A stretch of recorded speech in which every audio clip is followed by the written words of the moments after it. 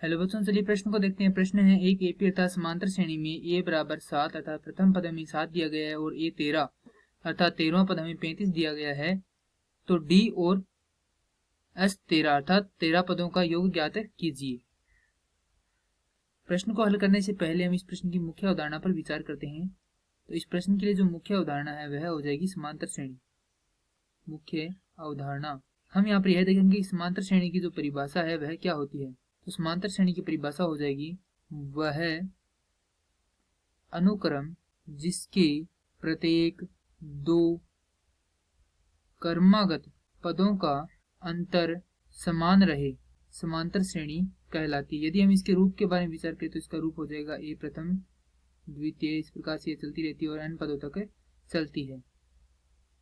यहाँ पर जो ए प्रथम है उसके हम ए द्वारा निरूपित करते हैं, द्वितीय को ए जोड़ डी द्वारा, तृतीय को ए जोड़ 2d द्वारा और इसी प्रकार जो nवां पद है उसे हम निरूपित करते हैं ए जोड़ n घटाव 1 गुणा में d द्वारा। अर्थात यहाँ पर जो nवां पद है उसके लिए सूत्र हो जाएगा ए एन बराबर ए जोड़ n घटाव 1 गुणा में d। अब जो प्रश्न में हमें दिया गया है वह देखते हैं। प्रश्न में हमें दिया गया है ए बराबर 7, ए 13 बराबर 35 अर्थात n का मान हमारे पास कितना है, यहाँ पर 13 है। d हमें यहाँ पर ज्ञात करना है और s 13 भी हमें यहाँ पर ज्ञात करना है। चलिए शुरू करते हैं। यहाँ पर जो ए एन है उसकी जगह हमारे पास क्या है, ए 13 है। अर्थात ए 13 बराबर ए का मान हमारे पास 7 है जोड़ n का मान भी हमारे पास 13 है घटाव 1 गुणा में d का मान हमें ज्ञात करना है।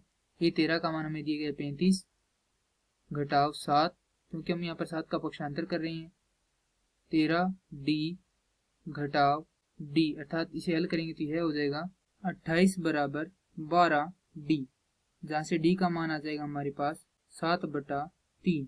अब हमारे पास d का मान यहाँ से आ गया है 7/3। तो यहाँ से हम जो 13 पदों का योग है वह भी हम ज्ञात कर सकते हैं। तो योग के लिए सूत्र होता है Sn बराबर n/2 गुणा में a जोड़ l, l जहाँ पर अंतिम पद होता है।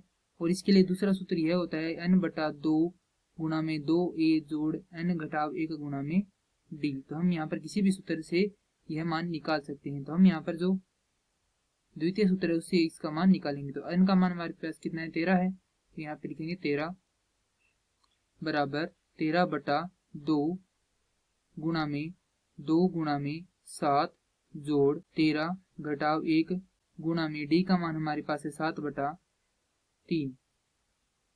इसे हल करेंगे तो यह हो जाएगा 13/2 गुणा में 14 जोड़ 28। हल करेंगे तो यह हो जाएगा 13 गुणा में 21। अतः हमारे पास जो S13 है उसका मान आ जाएगा 273, अर्थात जो 13 पदों का योग है उसका मान हमारे पास है 273।